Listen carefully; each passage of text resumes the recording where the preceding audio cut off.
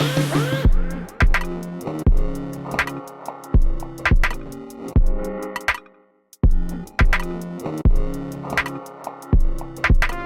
so I am very, very pleased and privileged to have the mighty Chris Lewis. Chris, how you doing? How you doing, brother? You all right?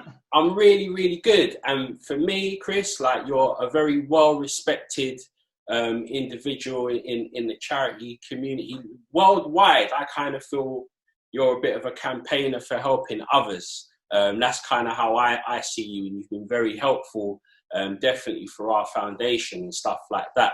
I kind of wanted to peel back some layers and stuff like that. And I know you have like a couple of projects that you've had for a long time. One being like the Chris Cancer community. So I kind of wanted to find out what was the idea behind that and why did you start that? Okay, so very briefly, Brian, I got to the age of 50 and I had no health problems, and you know, I was a boisterous young lad, and I never thought that I'd have any issues with health, especially when I got to 50. I thought that's when my troubles were over. Life was looking good, you know. I had a couple of kids, been married a long time, and everything was going rosy. You know, I had a bit of money in the bank, had my own business. But you know, what man proposes, God disposes. And there I was patting myself on the back, how well I'd done at the age of 50. Within 6 months, I started to feel not very good at all. Really tired, really, you know, just achy and painy and sweaty at night. And my missus said, "Come on, Chris, you've got to go to the doctor. You know, this is not normal for you." And anyway, she nagged me like the good ladies do. And eventually, of course, I didn't go at the right time, which is why I've got half the problems I've got now. But anyway, when I did go, he said, "Mr. Lewis, you know, there's a bit of trouble here, man. You're going to need some tests." Anyway, to cut a long story short, they found that I had stage 4 mantle cell lymphoma. Which was something I'd never heard of. I said, "What is that?" And he said, "It's a blood cancer." And I said, "Okay, what's stage 4? And he said, "Well, put it mildly, there isn't any stage 5. So I thought, well, okay, wow. So they gave me 6 months to live at that time, which wasn't very pleasant, I have to say. And so that turned my world upside down and inside out. And they said all they could do for me was to give me a lot of aggressive chemotherapy. I could then have a stem cell transplant because that was the only way that there was a possibility of extending my life beyond the chemo, because the cancer would inevitably come back.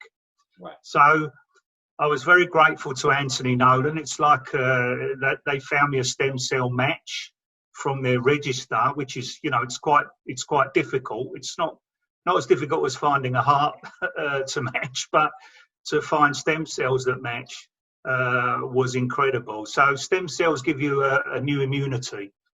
So because my old immunity then let the cancer in, so they needed to change my stem cells to create a new immunity. Right. So a young lad at 22, they found a young lad at 22 in London who matched me in every way. So I had a stem cell from this stem cell transplant from this young man's cells in Christmas 2007. So Christmas 2007, you know, what better gift can you have at Christmas, right, than the gift of life? Yeah. And that was what I was given at that time. So I was new to the cancer world. It was very frightening, Brian, and you know, I didn't know what to expect. Luckily enough, I was in isolation for a long time, but I came out with my life. I survived with the transplant. But then the real battle began, the real struggle, if you like, when I got home, because that's when all the problems started. So I'd had such aggressive treatment that it was quite difficult to get back to normal. You know, there isn't a normal now. It's a bit similar to the scenario we have now. Yeah. There wasn't a normal for me. Normal for me then was going to the hospital every 5 minutes. Right. Yeah, exactly. So after a time of being, I'd spent 35 years working for myself pretty much, creating a living, traveling around the world, had a good business. And then to have all that pulled away from me, and I had to rely on nurses, doctors, my poor wife. I was too frightened even to drive. I was so frail, I could barely get up the stairs. So it was very difficult. But the problem is when you get something physical like that, your head's still spinning and it wants to do good things, right? Yeah. It still wants to change the world, even though your body can hardly move, right? Yeah. And what I found, my experience was that actually cancer support, whether it be through charity or whether it be through the NHS, after you leave the hospital was pretty poor. And actually, I saw a lot of nice TV adverts and I thought, oh, that looks all right. When I need these people, they're going to be there for me. But boy, was I wrong. Yeah. They weren't there for me. And actually, they didn't really want to know. So I said to my wife, I've got to do something about this. But first of all, I needed to know whether I was the only one that was thinking like that, because I didn't hear any complaints from anybody. And I thought, oh, it must be me on my own. So I started to ask, and everybody started saying, oh, yes, that's happened to me. That's happened to me. The same thing for me. I've got, I can't find a job. I can't pay my mortgage and all of these practical things. I mean, it was a wonderful thing that I was alive. You know what I mean? Don't get me wrong. That's a miracle of science. But actually, there's a difference between being alive and actually thriving, right? Yeah, so, sure. I was just a passenger going backwards and forwards to hospital. And I didn't enjoy that in the slightest. So I had no idea about social media, no idea about blogging. I'm from the day when you pick up the phone to people, right? The old school way. Yeah. And somebody said to me, why don't you start a blog, and tell people publicly what you think? And I was like, what's a blog? How do you do it? And all that sort of thing. But luckily, like you've got a lot of mates. I've got a lot of mates. And they put me on the right path. So that's how Chris's Cancer Community started. So I started with a very simple blog, not the one I have today, but a very simple one. And I just wanted to find out from people what their experiences were. So it wasn't about me, what I find. It was about really sharing experiences to find out how everybody else, what they were finding, really. Right. So that's Chris's Cancer Community. And that was, I just looked up today, that's been going 8.5 years, which is... that's a long time. A very long time, and a lot of different people have accessed that service. And I've looked at your website because you've made some changes, haven't you? I have, yeah. That's lockdown changes. I found myself with some time. It looks great, and I love the gallery and stuff. You've got a lot of pictures in there, and that must have been lovely to do, to put together loads of different experiences, because pretty much you travel around the world, really, like in terms of doing speeches, guest speeches and stuff like that about your journey, your experience and stuff like that. So it's really good. I mean, how have you found that, commuting and doing all of that sort of work, the campaign? Yeah, Brian, so Chris's Cancer Community, I mentioned earlier, I set it up, actually it was set up for other people. Yeah. But what I found, I was getting so much out of it myself, just by writing and being in communication with these other people. There are a lot of blogs out there now. I mean, there weren't when I started. So I'm lucky that I have quite a loyal audience. They've been with me for, heaven help them, they've been with me for a long time, these poor guys. But I guess they like it because they still follow it. Yeah. But I didn't realise how cathartic writing actually was. And, I'd never done anything. I wasn't very good at school. And so the last thing I ever wrote was some bad exams, back when I was 15. So to find that I'd actually started a blog that people liked. And actually back in 2014, I won UK Health Blogger of the Year. So I'd only really just been got going, and there it was. It was a national thing. Wow. So it was like, I'm quite enjoying this thing. So it's become it's still very cathartic. I love writing, but you're right. You know, I've put the pictures in there as a diary for myself, because time goes very quick, as you know, and you know, I can flick through. That's like in timeline. So I can flick through what was I doing. That was when I could barely walk, and then I met this guy, and I met that guy, and I met all these people. Yeah. And today up on Twitter, I'd met Catherine Jenkins, right? So I put up a tweet. I met Catherine Jenkins. Yeah. So this cancer life, you know, Chris's cancer community, cancer changed my life, right? Because I would have still been carrying on, probably would be dead of a heart attack by now, the way I was working. Yeah. So, but now I do Chris's cancer community, and Chris's cancer community has led me to some unbelievable people, both patients and nurses, professionals around the world, as you say. And I get to meet quite a few celebs, including yourself, of course, right? So, like, another thing as well, a project of your, you know, that you are like co-founder of is My Simpow. Let's talk about that. What is it, and how did that start? Simpow. So, to be honest with you, I didn't think I had room in my life for Simpow. Because Chris's cancer community was busy. It's always busy, and as you say, there's a lot of travelling involved, and even if you're only doing half an hour on stage, you know, there's a lot of travel, planning your talk, and then there's feedback afterwards. So my life was pretty full. Simpow's been going now about 3.5 years, and so you're right, I'm co-founder. That's with Blair, and through Twitter. She found me. She wanted to come to one of my talks. She'd seen what the work I was doing, but that one was full up, funny enough. So she phoned me and said, could I meet up with you? And I've got this idea that I want to do something good with mobile phones. So I was thinking to myself, oh no, do I want to get involved in selling mobile phones, you know? And anyway, thankfully, it didn't turn out anything like that. So she said, look, you know, cancer hits everybody, right? It hits everybody's family, and, you know, we're all affected by cancer, basically. And she said, look, a lot of my close family have died with it, or they've got it.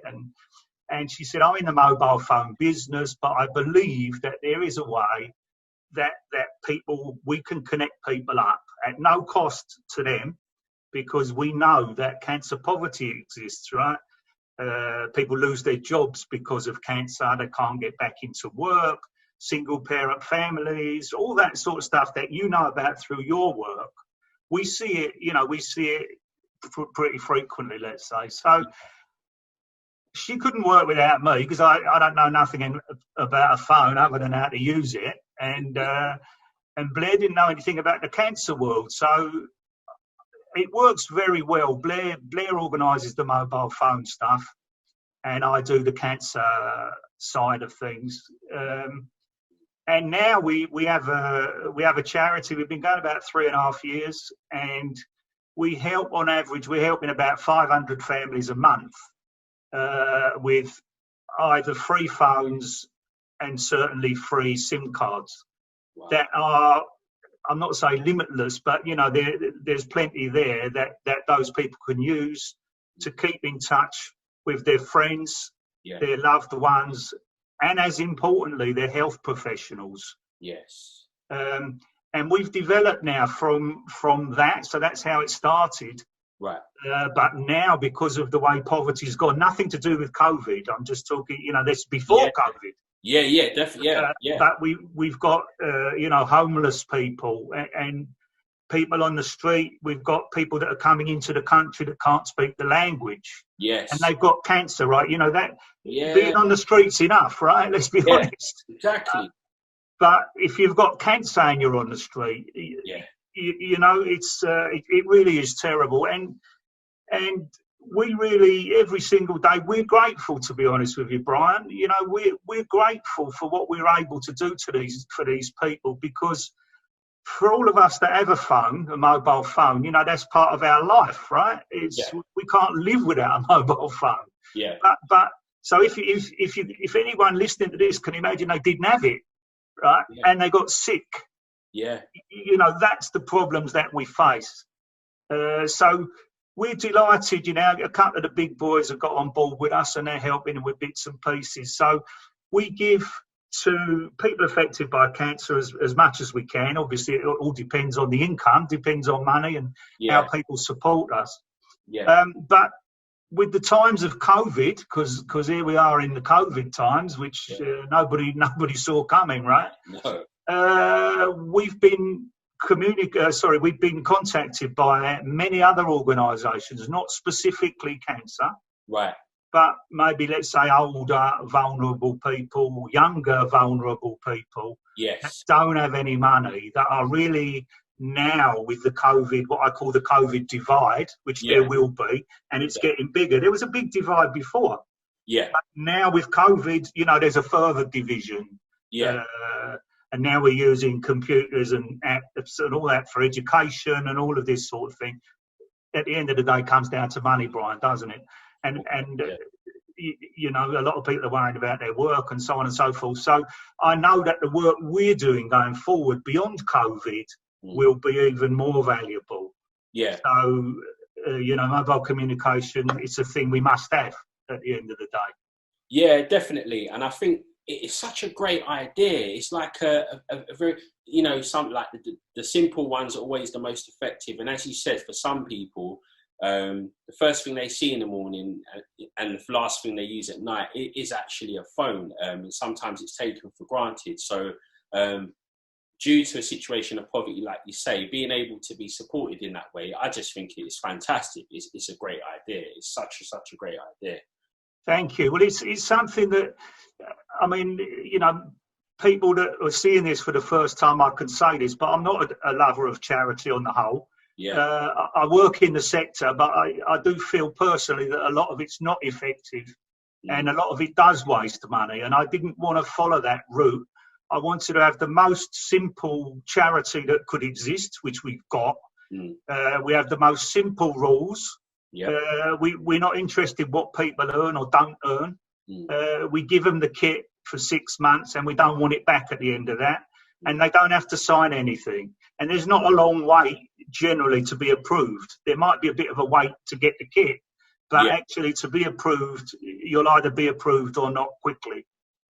So we're trying to do what a lot of them can't do. We're trying to operate quick. We know how the problem is and we want to get to it as quick as we can. And we don't want to get tied up in red tape. Simple. So speaking of lockdown and being in the pandemic and stuff like that, how has that been for you? Because you are a patient, right? You are a cancer patient. You know, I mean, you're 10 years into this, 10 years plus. More, 13. 13, yeah, exactly. You know what I mean? So, like, I guess for you, in some respects, there's an element of this that you're familiar with in terms of the isolation side of it. But how has it been for you, this whole experience? Yeah, you've actually hit the nail on the head there, Brian, because I've been used to isolation quite frequently over those 13 years. I've been in isolation in hospital now about 6 times for about 5 or 6 weeks at a time. And actually, believe it or not, my health is very fragile. And I have to be careful where I go and what I do. And I don't have much strength these days. So I try to make appointments outside of peak hours and things like that people will now be doing, right? I've been doing that for quite a long time now. So for me, this situation is not unusual. You know, so the worst of it is my grandchildren, you know, that I see them every couple of days on the old video thing. And it's great, but we got a little granddaughter who's nearly 1, and so she's just getting her first teeth, and she's just learning to walk, and you know, so it's a bit disappointing, but you know, if that's the worst that happens, that's not too bad. I've been shielding now for, I think it's about 8 weeks, maybe a little bit more. I'm lucky my wife's very healthy, so she pops up the road a couple of times a week to get a bit of shopping. But other than that, personally speaking, this is an opportunity. I'm always looking for opportunities, actually. And I really have the time to do anything about it because life just sort of pushes you along.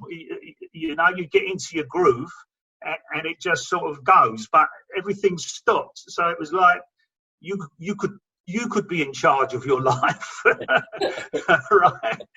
Whereas other people pull you and push you around, right? If you're working for somebody or you got to go to family functions and stuff like that. So we didn't have any of that. So for me, this is an opportunity. I know where I personally want to be at the end of this lot. So that's why I did my website. I knew I wanted my website done, and I thought, well, I'll have a play around with it. So getting a pro in, a few YouTube videos later, I've done it, right? So that looks nice. I'm happy with that. I mentioned to you previously, but I'll mention publicly now. So I'm also writing a book, which was my ambition at the time when SimPal came along. I was going to be writing my book, but then SimPal came, and it was such a nice opportunity to help people. I thought that's a bit selfish, really. Things occur at a time for a reason, and I thought that opportunity is never going to come again. So that's why I did SimPal. So now I'm writing my book. I'm 2 chapters into that, and I'm also making plans. I've got some good contacts with people who want to work with SimPal, who are seeing what we do now. They're seeing it in COVID times. Yeah. They understand what we talk about. Look, we're only a small charity. Yeah. And that's fine. If people say to me, I've never heard of you, I don't take that as an insult. Sure. Do you know what I mean? Sure. It is what it is. Yeah. That's fine. But it's all up on the website. So we're planning what we're going to be doing when we come back, what life's going to be looking like after that. We can't control any of this, but it's just a matter of what happens then. But we're ready. We're agile. We've got some new ideas, and this is a stimulating time. It's a horrible time for the world. Nobody wanted this, at all. Nobody could even imagine this. But actually, this is a chance not only for me to reset, but actually for the world to reset. We've seen a lot of rubbish happen over this time, right? And a lot of it needn't have happened. Yeah. But it has, and we've got to learn, and we've got to be better organised, and we've got, the whole world will change, Brian. So yeah, I'm looking forward to it in many respects. Yeah, no, me too. And I think that is very important what you said there in terms of being proactive in this time, because things are never going to be what they once were. I mean, this is completely different now. So you've got to kind of keep looking forward, and that's for sure. I guess, Chris, finally, how could people sort of like access your service if we've got anyone that's listening in who kind of fit that remit and may need like the SimPal stuff? How could they like access your service? So they can go to yoursimpal.com, and that's an easy one. If they want to catch up with me personally, I'm all over. I'm Chris the Eagle 1 on Twitter, and I'm Chris's Cancer Community on the website. So we have people contacting us all day, every day. So, it's great. We love to hear from people. Not that they want help, particularly. They don't all want help, actually. But sometimes people want to talk to people who've gone through it. You know what I mean? Sure. There's plenty of charities out there that run websites and all that, but they're vanilla, if you know what I mean. They've got to work within certain constraints. They can't use certain words, and Yes. You can't really get to the nuts and bolts on those websites, and that's a good thing in many respects. But if you come to me, you'll get it. You know what I mean? Yeah, completely. And I can vouch for that. Do you know what I mean? You've been very, like, everyone knows Chris Lewis. It's so funny. When we did that project for Cancer Central. Yeah. And being in the room with all the other organisations, big up Cancer Central. Big up Avril. Yeah, big up Avril. And, everyone was like, Chris. It was, do you know what I mean? But it was lovely. And and I got to meet some nice people through that as well. Yeah, I was pleased to see that you were there also, Brian, because you've come to the party obviously a little bit later than most. Yeah. And you know what I would say to everyone is, because a lot of people, they ask me, "Oh, how do you know so many people? How's your website so popular?" Da, da, da, da, da. But those are things. It's just like life, really. You know, it's just a life lesson. That you don't make life friends by walking in the room once, having a couple of beers, and leaving. You know what I mean? True. You know, those people, you help them, they help you. You know, we've all got different skills, right? And at the end of the day, we all want to do the same thing. We just want to help people. And I can't do what you can do, but I can help you with that. And you can't do what I do, and I can help you with that, right? So you can help me, I can help you. And that's what happens over the years with all of those people. Yeah, I've got good publicity around me. You know, I've worked hard for that. Don't get me wrong. It didn't just happen. Everyone starts with 0 followers, right? Sure. Everyone starts with 0. Then it goes to 1, and it's like, whoa. It's so true. You have to work at it. You do. And you typify a grafter, because that's your roots, that's what you come from, and that kind of projects onto others. I feel people around you. You're a really inspiring individual, and I've got so much time for you. And it was a pleasure to do this, man. I'm really appreciate that you could give us some time. You know, I've got a lot of love for you, Brian. You know, with your brother and the family and the Croydon roots and just what you do for people. You know what I mean? I haven't got the patience for kids. I don't have the qualifications or anything else like that, right? But you know, working with you guys, I can give you a little bit of what you can't get yourself, and it's just, we all blend in together, mate. I'm honoured that you asked me. You know that I'm honoured to do anything for you guys. Really, it's a great honour for me. So I'm delighted. Thank you very much for having me on. No, thank you, Chris Lewis. It's been a pleasure doing this, and take care, man. I look forward to it. I look forward to seeing that thing, this big pink shirt on video. Chris, take it easy, man. We'll have a man hug, yeah? Yeah, definitely. Chris, thanks for doing this, man. Well done. And we'll speak about the other thing later. Definitely. Take it easy, pal.